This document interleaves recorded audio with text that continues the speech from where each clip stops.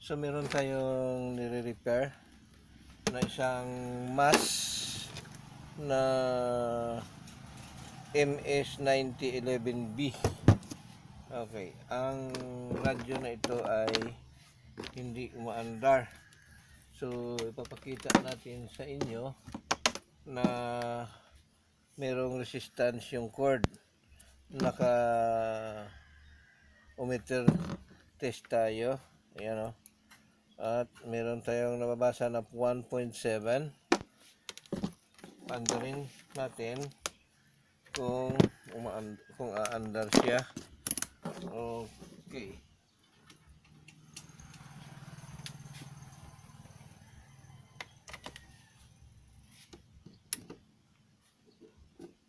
Wala, hindi umandar. Buksan natin.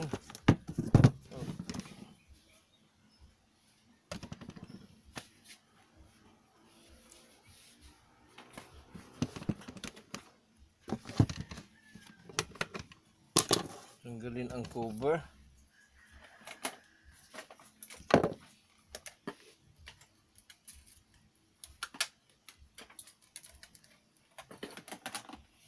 Tanggalin natin yung screw dito.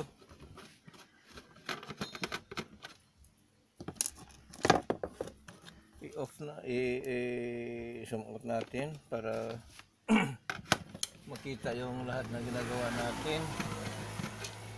Okay.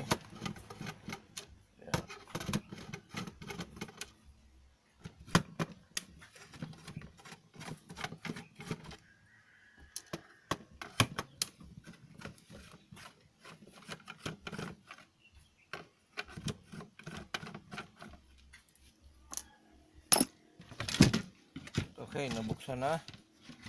At ngayon, ito yung kanyang battery. Ito rin yung kanyang transformer. At ito yung kanyang power, volume. Okay, lagyan natin ng sangga sa likod para hindi matumba. Ito yung kanyang volume. Ngayon, dahil wala siyang power, hindi siya umaandar, i-check natin ngayon yung kanyang switch. Okay. Lagay natin sa ohmmeter or sa buzzer mode, continuity test. Okay. Tingnan natin, ito ang kanyang switch. Ayan o. I-on natin. So, umandar. Okay. Kanina hindi umandar. Oh, ayan, wala. Minsan umandar. Oh.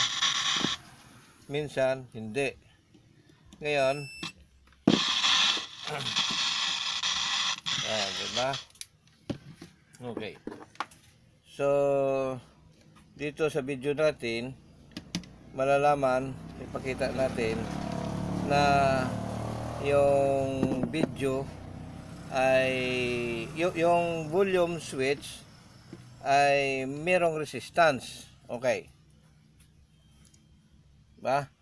Meron siyang resistance na yung sinasabi na walang resistance.